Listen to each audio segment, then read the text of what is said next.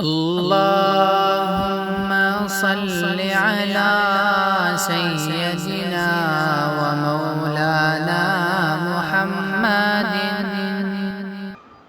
دوستو، بزرگ اور میرے دینی بھائیوں، اللہ تبارک و تعالی اپنے بندوں پر نہایت مہربان ہیں، شفیق ہیں، محبت کرنے والے ہیں۔ ماں باپ اپنی اولاد سے اتنی محبت نہیں کرتے جتنا اللہ تبارک و تعالی اپنے بندوں سے محبت کرتے ہیں۔ اسی لیے ہم ہر کام سے پہلے بسم اللہ الرحمن الرحیم پڑھتے ہیں، ہم یہی تعلیم دی گئی ہے۔ تو اللہ تبارک و تعالی کا کرم ہے کہ اس نے بندوں کو بتایا کہ بندوں کے لیے کس میں خیر ہے، کس میں شر ہے، کون سی چیزیں ہیں جو اس کے لیے نفع پہنچانے والی ہیں، کون سی ایسی چیزیں ہیں جو اسے نقصان پہنچانے والی ہیں۔ عام طور پہ انسان جس کو نقصان دہ چیز سمجھتا ہے اور جو اس کے لیے تکلیف کا باعث ہے، اس سے تو وہ بچتا ہی ہے۔ فار ایگزامپل، سانپ ہے، بچھو ہے، کوئی بھی آدمی سے پسند نہیں کرتا۔ جو چیزیں بھی نقصان پہنچانے والی ہوتی ہیں اس سے تو اپنے آپ کو بچاتا ہی ہے۔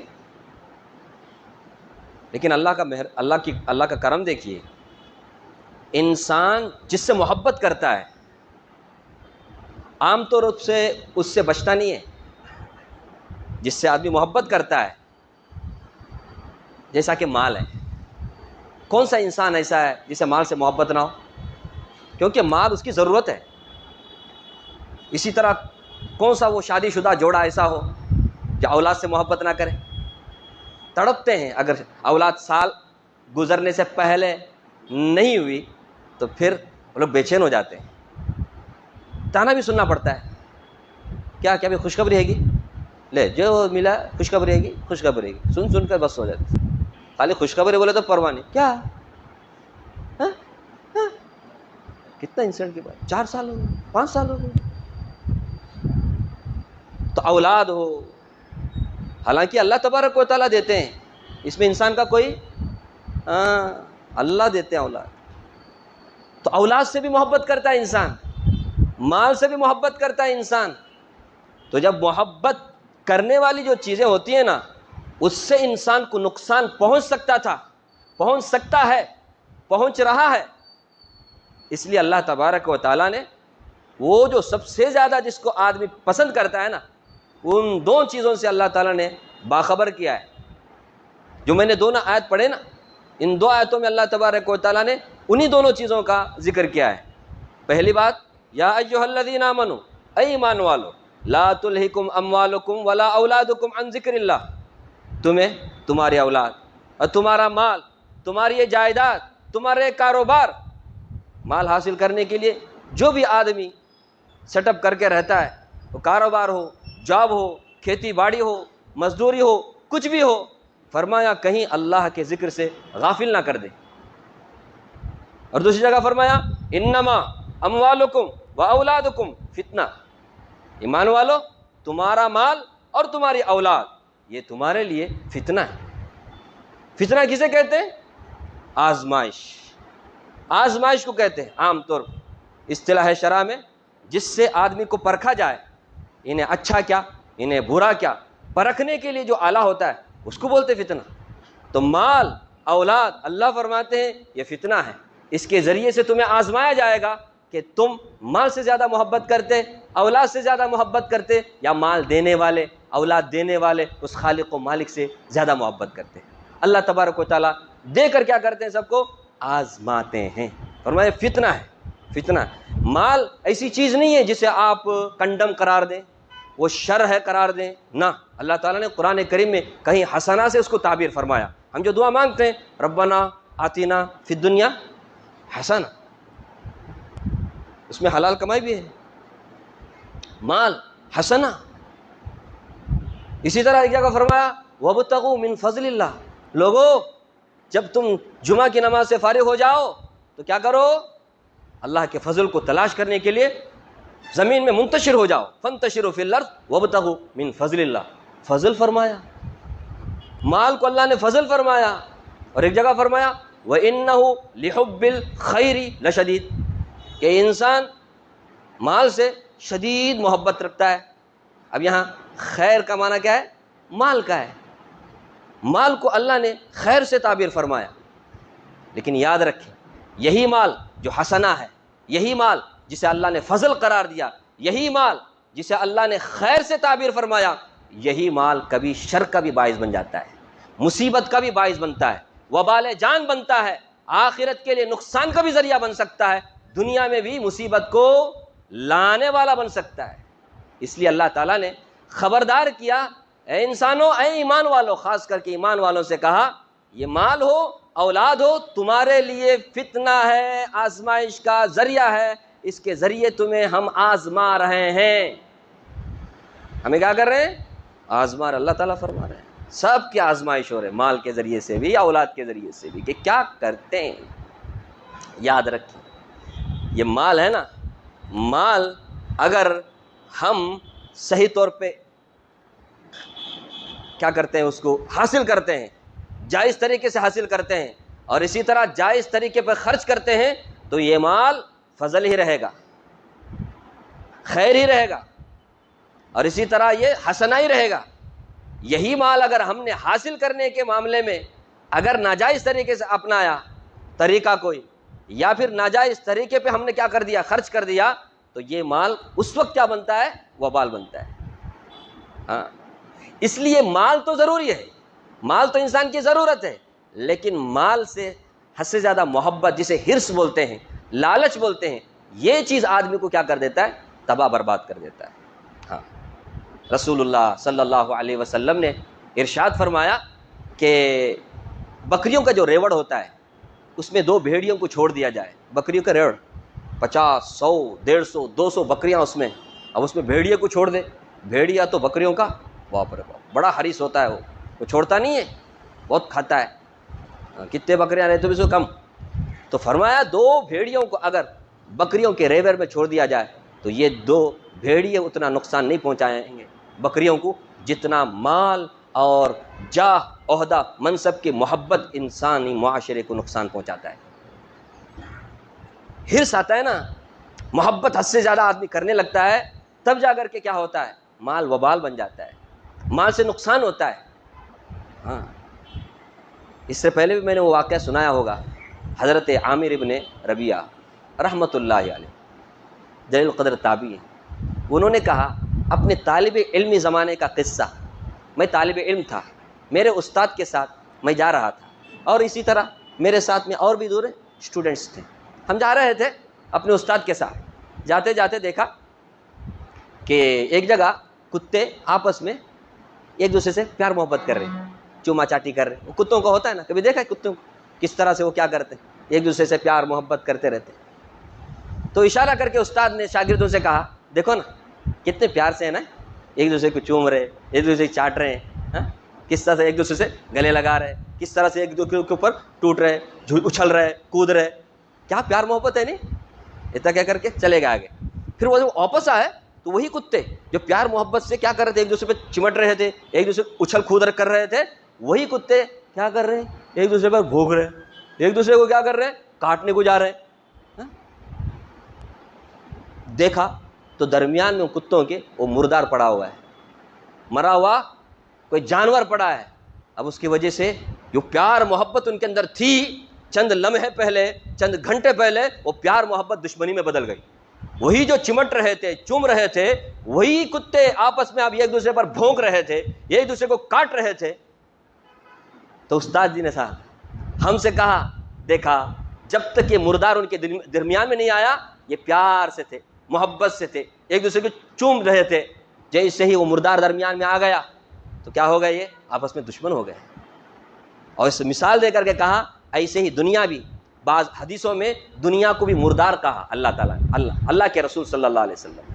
وہ حدیث تو آپ کو یاد ہوگی، مردار بکری کے پاس سے آپ صلی اللہ علیہ وسلم گزرے تو آپ صلی اللہ علیہ وسلم نے کیا فرمایا تھا؟ یہ کوئی پسند کرے گا مردار بکری کو؟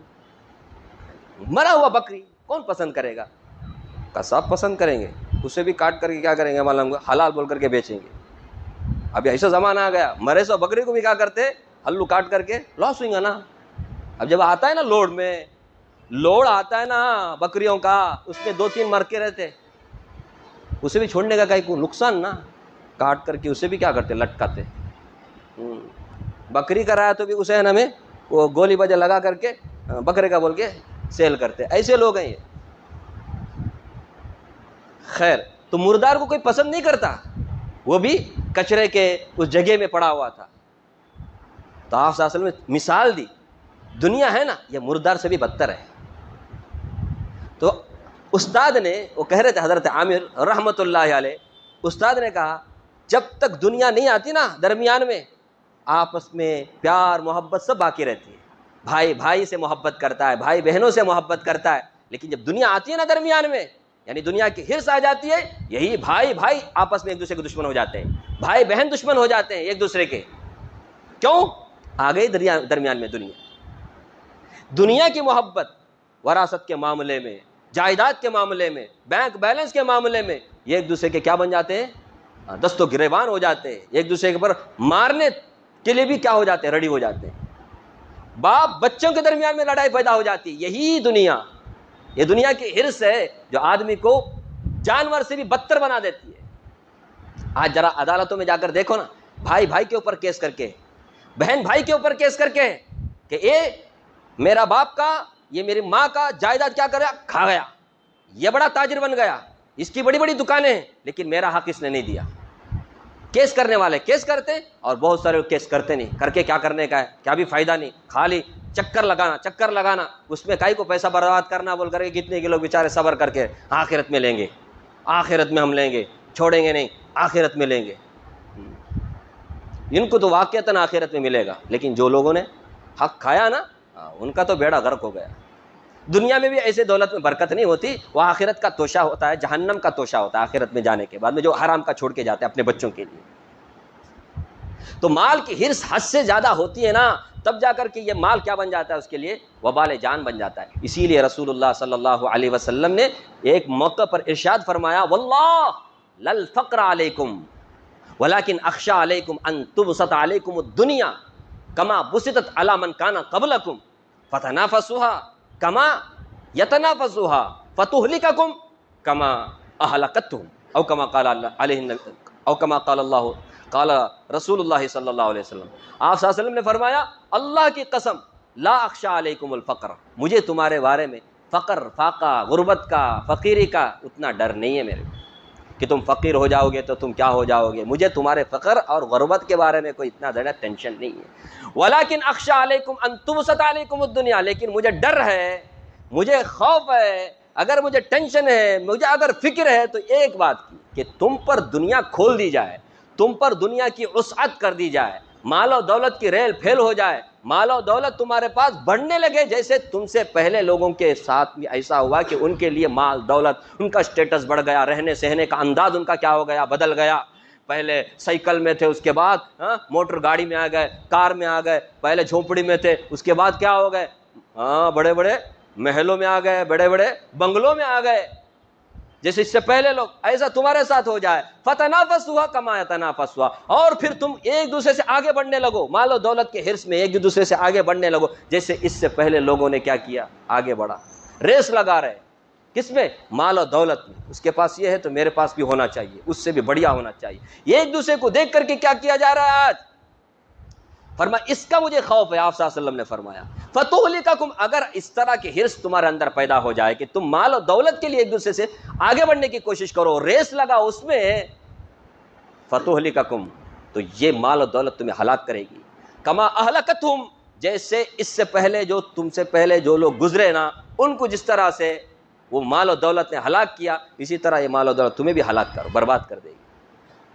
حد سے زیادہ یہ جو ریس لگایا جا رہا ہے, اس میں آدمی کیا ہوتا ہے, افسوس ہوتا ہے لوگوں کا دینداری میں ریس لگانے کا سمجھ میں نہیں آتا. دنیا کے بارے میں آج آدمی ہے نا, اپنے بارے میں اتنا ٹینشن نہیں اس کو, دوسروں کے مال و دولت کو دیکھ کر زیادہ ٹینشن.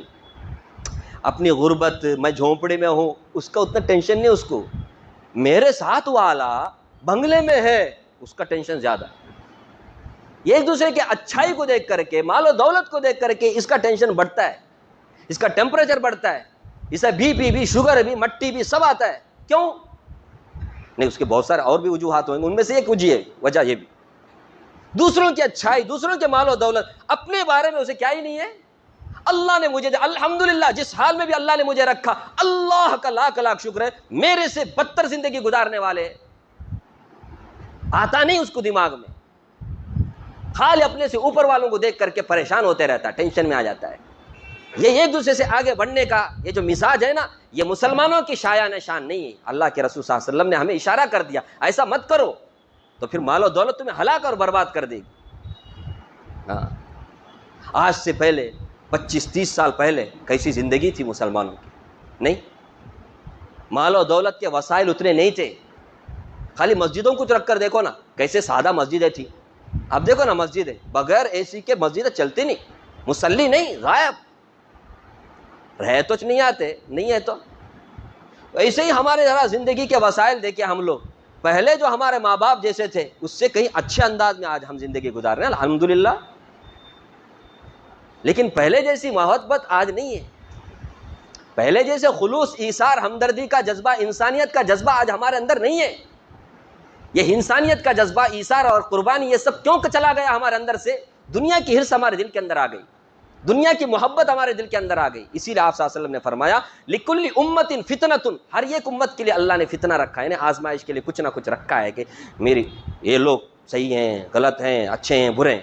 وہ فتنۃ امتی المال، میری امت کا فتنہ مال ہے. آپ صلی اللہ علیہ وسلم نے فرمایا میری امت کا فتنہ مال ہے، مال ہے. تو مال کے ذریعے سے اللہ تبارک و تعالیٰ آزما رہے ہمیں کہ مال کی محبت میں کون غرق ہو کر کے اللہ کو بھول جاتا ہے، کون اللہ کو یاد رکھتا ہے، کون اللہ کے بندوں کے حقوق کو پورا کرتا ہے، کون اللہ کے بندوں کے حقوق پر ڈاکہ ڈالتا ہے. آزماتے اللہ تعالیٰ. آپ صلی اللہ علیہ وسلم نے فرمایا 2 چیزیں آدمی بہت اس سے نفرت کرتا ہے، ایک موت ہے اور دوسرا مال کی کمی. کون بھی آدمی موت سے محبت نہیں کرتا آپ میں سے کوئی بھی. ابھی دیکھو بھائی 3 بجے تمہاری موت ہونے والی ہے، پسند کرے گا اسے؟ کون بھی موت کو پسند کرتا نہیں. لیکن آپ صلی اللہ علیہ وسلم نے فرمایا اسے موت کو پسند نہیں کرتا، لیکن موت بہرحال کیا ہی ہے، مومن کے لیے تو بہتر ہے.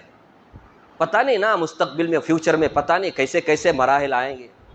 نہیں، لوگ ہجرت کر رہے، بولے ہجرت کر رہے، انڈیا چھوڑ کے افریقہ جا رہے، کینیڈا جا رہے، امریکہ جا رہے، ڈر کے مارے. ابھی پتہ نہیں آئندہ کیا ہوگا کہ اب بھی چلو ایسا کر رہے. ابھی دیکھو کیسے کیسے قانون لا رہے. دیکھو مدرسوں میں جو یونیفارم ہوتا ہے، یو پی میں اب کیا کہا گیا، بچے کے جو مدرسے میں بچے پڑھنے والے ہیں نا، انہوں ابھی سے ٹوپی، پاجامہ، جبہ نہیں پہنے گئے، ٹی شرٹ، کیا بولتے، پینٹ شرٹ بھی ٹائی لگائیں گے. لے، 1 روپے کا مدد نہیں کرتے مدرسے والوں کو، لیکن حکومت کیسا چلا رہے. دیکھو اللہ ہی ان مدرسوں کی حفاظت فرمائے. بھائی مدرسوں کے لیے دعائیں کریں. یہ مدرسے ہیں نا، دین کے قلعے ہیں، دین کے حفاظت کے قلعے ہیں. آج جو کچھ بھی دینداری آپ دیکھتے ہیں نا، آج جو مولوی لوگ، مفتی لوگ، علماء لوگ جو امام مسجدوں میں، مدرسوں میں آپ کو دکھائی دیتے نا، یہ سب وہیں کا پروڈکٹ ہے. اسی مدرسے کا کیا ہے، پروڈکٹ ہے. یہ مدرسے نہ ہو تو ہم یہاں کھڑے ہو کر کے بات بھی نہیں کر سکتے تھے. تو ایسے سارا، خیر میں کیا عرض کر رہا تھا، تو ہر ایک امت کے لیے اللہ نے فطر، یہ میری امت کا. تو موت کو آدمی ناپسند کرتا ہے، جبکہ موت، اور اسی طرح مال کم ہو آدمی سے پسند نہیں کرتا. ہر ایک بھی مال چاہتا ہے. تو رسول اللہ صلی اللہ علیہ وسلم نے فرمایا مال کا کم ہونا بھی کیا ہے، اچھا ہی ہے انسان کے لیے. کیوں؟ اقل للحساب، اقل، فرمایا کہ اگر مال کم ہوگا تو حساب کتاب میں آسانی ہو جائے گی. مال کم ہوگا، حساب کتاب کے لیے آسانی ہو جائے گی. ہو سکتا ہے دنیا میں مال زیادہ ہونے کی وجہ سے تم ایک دوسرے پر فخر کرتے پھرو، دکھاوا کرتے رہو، لیکن کل آخرت میں یہی مال کا کم ہونا تمہارے لیے کیا بنے گا، تمہارے لیے خیر کا باعث بنے گا. تم جلدی کیا ہو جاؤ گے، جنت میں چلے جاؤ گے. جو مالدار لوگ ہیں نا، حساب کتاب دیتے رہ جائیں گے. وہ بھی حلال کمائے ان کا، جو حرام کمایا گیا کام سے انہیں پتہ نہیں. اللہ حفاظت فرمائے، اللہ سب کی حفاظت فرمائے. تو اب یہ تو آپ نے سن لیا کہ مال کس طرح سے فتنہ بنتا ہے، کس طرح سے آدمی کے لیے آزمائش کا ذریعہ بنتا ہے. ابھی ہمیں بچنا ہے نا، مال کے فتنے سے بچنا ہے. سولوشن بھی چاہیے نا، مال کے فتنے سے بچنا. تو سب سے پہلی چیز یہ کرنا سب سے پہلے ہمارے کو یہ کرنا ہے کہ ہم جو بھی مال کماتے ہیں، جو بھی ہم دوڑ دھوپ کرتے ہیں، اللہ رب العالمین کی یاد کے لیے بھی کچھ وقت نکالیں۔ آدمی جب اللہ تبارک و تعالیٰ کی عبادت کے لیے وقت نہیں نکالتا، ہاں، پھر یہ مال کیا بن جاتا ہے اس کے لیے؟ وبال بن جاتا ہے۔ کچھ بھی کر لیں لیکن اللہ کی عبادت کے لیے بھی وقت نکالیں۔ آج اگر کسی سے کہا جائے نماز ناپاک ہے، بولتا ہے، مسجد میں استنجا پاخانہ کرنے کے لیے آتے ہیں، ذرا نماز پڑھ کو جاؤ، ناپاک ہے، ناپاک۔ اب ایسے ہی حالت میں اگر موت آ جائے گی کیا ہوگا؟ فرشتے نہیں آئیں گے، شیطان ہونا تو آئیں گے۔ ناپاکی کی حالت میں فرشتے نہیں ہیں، دو بولیں گے فرشتے نا تچنا موت روح قبض کرنے والے فرشتے نا، انہوں آتی، اسرائیل آتی، انہوں سنڈاس کے اندر بھی آتی، ہاں، انہوں کون سے قبرستان میں گھسے تو بھی آتی، قبر کے اندر گھسے تو بھی، کون سے کھڈے میں گھسے تو بھی آئیں گے۔ وہ چھوڑو، رحمت کے فرشتے مراد ہیں، رحمت کے فرشتے نہیں آئیں گے میرے بھائیو۔ جب روح قبض ہوتا ہے نا، دو قسم کے فرشتے آتے ہیں۔ اچھا ہے انسان، پاک آیا انسان تو اس کے پاس خوشبو لے کر کے جنت کے فرشتے آتے ہیں۔ وہی ناپاک ہوتا ہے، کافر ہوتا ہے، گنہگار ہوتا ہے، اللہ کا ناپسند بندہ ہوتا ہے تو اس کے پاس بدشکل صورت میں فرشتے آتے ہیں، بدبودار چیزیں لے کر آتے ہیں، جہنم کے فرشتے آتے ہیں۔ اب ہم فیصلہ کریں کون آنا ہمارے پاس۔ ناپاکی کی حالت میں ہم صبح سے شام تک رہتے، ہمارے کو نماز پڑھنے نہیں ہوتا، ایسی پوزیشن میں ہم ہیں، اللہ کے دربار میں موت کے وقت میں کیسے جی ہم حاضر ہوں گے؟ پھر سوال جواب ہمیں قبر کا کیسے دیں گے؟ ایسی بھی مطلب مال و دولت کے دوڑ دھوپ میں ایسا بھی مگن ہونا، ایسا مشغول ہونا کہ آدمی کو اللہ کی عبادت کا کوئی خیال نہیں، کہ میرے کو 5 وقت کی نماز اللہ نے فرض کیا ہے، اس کے لیے میرے کو ہمیشہ 24 آورز پاک رہنا ہے، یہ خیال نہیں۔ اگر کوئی مسلمان کس طرح سے خیال نہیں ہوتا تو کیسا مسلمان ہے؟ پاکی کا خیال کرے۔ کتنے لوگ استنجا کرتے ہیں، ذرا برابر بھی خیال نہیں کرتے، کھڑے ہو کر کے جب کر رہے ہیں تو چھینٹے وینٹے پڑتے ہیں، تو اس کا ذرا خیال رکھیں۔ آپ ناپاکی کی حالت میں آ گئے، نماز نہیں ہوگی تو اس کا سولوشن نہیں ہے۔ ناپاک ہے تو آدمی کیا کر دے، دھو دے، چھینٹے جو ہے نا گر گئے ہیں نا، پانی مار دیں، آ جائے۔ نماز بہرحال فرض ہے، قضا نہیں کرنا چاہیے۔ اور دوسری بات یہ ہے کہ مال کے فتنے سے بچنے کے لیے آدمی کو کیا کرنا چاہیے؟ آدمی کو اس کا حق ادا کرنا چاہیے۔ جو بھی مال آتا ہے، جاب کے ذریعے سے ہو، کاروبار کے ذریعے سے ہو، مزدوری کے ذریعے سے ہو، محنت یا پھر زراعت کے اور کھیتی باڑی کے ذریعے سے ہو، کسی بھی ذریعے سے مال آئے تو آدمی اس میں حق ادا کرے۔ اللہ کا بھی حق کیا ہے وہ بھی ادا کرے، بندوں کا کیا حق ہے اس کو بھی ادا کرے۔ اور تیسری بات یہ ہے کہ مال دولت جب آدمی کے پاس جمع ہو جائے، کبھی بھی قارون کی زبان استعمال نہ کرے اور قارون کی سوچ نہ رکھے۔ قارون کے پاس جب مال دولت جمع ہو گئی نا، قرآن کریم میں ہے، اس نے کہا قال انما اوتیتہ علی علم عندی، اس نے کہا یہ مال دولت پتہ ہے کیسا جمع کیا میں نے؟ علی علم عندی، میرا آئیڈیا، میرا ہنر، میرا ایجوکیشن، میری ڈگریاں، اس نے کیا کیا ہے؟ یہ مال و دولت جمع کیا ہے۔ ہاں، میں اپنے محنت سے کمایا، میں اپنے ڈگریوں سے کمایا، میں اپنے آئیڈیا سے کمایا، میں یہ استعمال نہ کرے۔ پھر کیا کرے؟ ارے اللہ کا فضل ہے بھائی، اللہ نے دیا ہے، چاہے کسی بھی ذریعے سے حاصل ہو مال، جاب کے ذریعے سے، کاروبار کے ذریعے سے ہو، اللہ نے دیا ہے، سمجھے اللہ نے دیا ہے۔ اللہ نے فرمایا وما بکم من نعمت فمن اللہ، یاد رکھو جو کچھ بھی تمہارے پاس نعمت ہے نا، سر سے لے کے پیر تک، ہاں، سب کچھ اللہ کی طرف سے۔